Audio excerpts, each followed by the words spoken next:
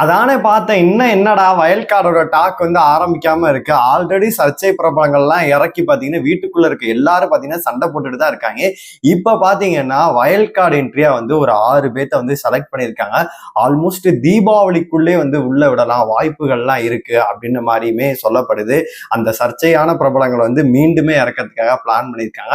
அது எல்லாத்தையுமே நம்ம ஃபுல்லாவே பார்த்தரலாம். ஹாய் மக்களே, நான் உங்க ஷாம். நிறைய பேர் வீடியோ பாக்குறீங்க, லைக் பண்ணா பாக்குறீங்க. லைக் பண்ணிட்டு பாத்தீங்க அப்படின்னா இந்த வீடியோ நிறைய பேர் ஷேர் ஆகும், லைக் பண்ணிட்டு பாப்பீங்க அப்படின்னு சொல்லிட்டு நம்புறேன். அதாவது ஆல்ரெடி திவாகரை எதுக்கு உள்ள விட்டாங்க அப்படின்னு சொல்லி நம்மளுக்கு தெரியவே இல்லை. அவருக்கு பாத்தீங்கன்னா இப்ப மக்கள் ஆதரவு வேற லெவல்ல விழுந்துட்டு இருக்கு. அதே மாதிரி பாத்தீங்கன்னா இப்போ கலையரசனை விட்டது பாத்தீங்கன்னா அதுவும் ரிவ்யூ நாய்கள் அப்படின்ற விஷயங்கள்லாம் சொல்லிட்டு இருந்தாரு. அந்த மாதிரி பாத்தீங்கன்னா சர்ச்சை பிரபலங்கள் ஆல்ரெடி உள்ள இறக்கிட்டாங்க.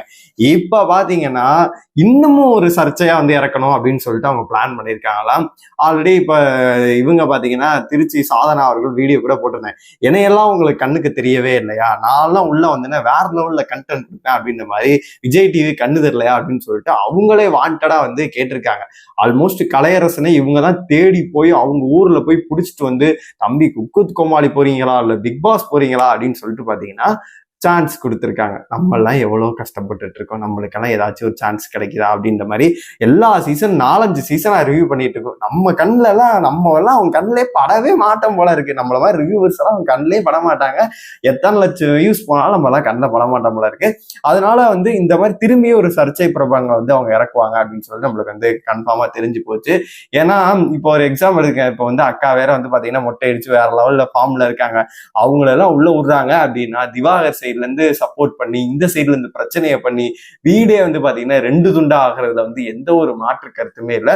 ஆல்மோஸ்ட் பாத்தீங்கன்னா இன்னும் ஒரு 5 பிரபலங்களும் போறதுக்கான வாய்ப்பு இருக்கு. ரோஷன் அவர்கள் பாத்தீங்கன்னா போறதுக்கான வாய்ப்பு இருக்கு. வினோத் பாபு அவர்கள், அப்புறமேட்டு ஜனனி டவுட்ல இருக்காங்க. ஏன் அப்படின்னு கேட்டீங்கன்னா அவங்க பிக் பாஸ் ஸ்டார்ட் ஆனோடனே ஒரு ஸ்டோரி போட்டிருந்தாங்க. நல்ல வேலை நான் அதுல மிதிக்கல அப்படின்னு சொல்லிட்டு, ஒருவேளை இதுவா இருக்குமோ அப்படின்ற மாதிரி நம்மளுக்கு தோணுச்சு. அப்புறமேட்டு புவியரசு அவர்களும் பாத்தீங்கன்னா கன்ஃபார்ம் லிஸ்ட்ல இருக்காங்க. இந்த 3 ஆண்கள் கன்ஃபார்ம் லிஸ்ட்ல இருக்காங்க. அப்புறம் பெண்கள் பார்க்கும்போது திருச்சி சாதனால இருந்து ஆரம்பிச்சு இந்த மாதிரி சர்ச்சை பிரபலங்கள் யாராச்சும் ஒருத்தர் வரதுக்கான வாய்ப்பு இருக்கு. ஏன்னா ஆல்மோஸ்ட் நீங்க திவாகரை இறக்கிட்டீங்க, அப்புறம் கலையரசனை இறக்கிட்டீங்க, இந்த மாதிரி பர்சனே நீங்க இறக்கிட்டீங்க. அப்படி இருக்கும்போது என்ன, இவங்க எல்லாத்தையும் உள்ள தூக்கி போட்டு பாத்தீங்கன்னா வேற லெவல்ல ஃபன் பண்ணுங்க அப்படின்ற மாதிரிதான் நம்மள இருக்கு. ஆனா நம்மளால 24/7 சத்தியமா பார்க்கவே முடியல.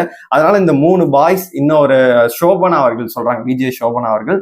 அதனால ஜனனி டவுட்டர் லிஸ்ட்ல இருக்காங்க. வேற யாரும் உள்ள வரதுக்கான வாய்ப்புகள் கூட அதிகமாவே இருக்கு அப்படின்னு தான் சொல்லணும். லைவ் ஸ்ட்ரீமிங் எல்லாம் சுத்தமா பார்க்கவே முடியல. பாத்தீங்கன்னா செம்ம கடுப்பா இருக்கு. என்னடா இது கர்மம் அப்படின்ற மாதிரி இருக்கு நம்மளுக்கு.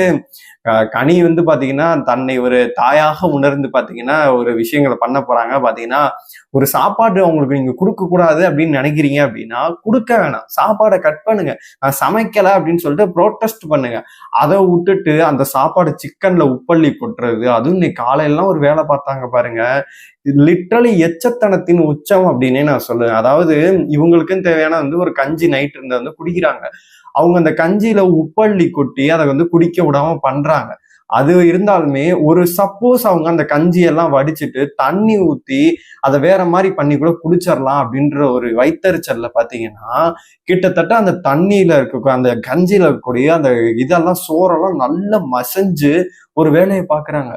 இல்லை இவ்வளவு ஒரு கேவலமான புத்தியா உங்களுக்கு அப்படின்ற மாதிரிதான் இருந்துச்சு. இதுல வேற இந்த சீசன் ஸ்டார்ட் ஆகிறதுக்கு முன்னாடி பாத்தீங்கன்னா நிறைய பேருக்கு உருட்டிக்கிட்டு இருந்தாங்க.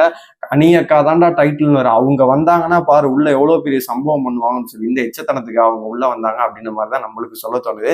இப்ப பாத்தீங்கன்னா பார்வதிட்ட சண்டை போட்டுட்டு பாத்தீங்கன்னா ஒரு பிரச்சனையுமே பண்ணிட்டு இருக்காங்க. அதுவும் இந்த ஒண்ணுக்கு ஒண்ணு சளைச்சது எல்லாம் அந்த மாதிரிதான் அவங்க.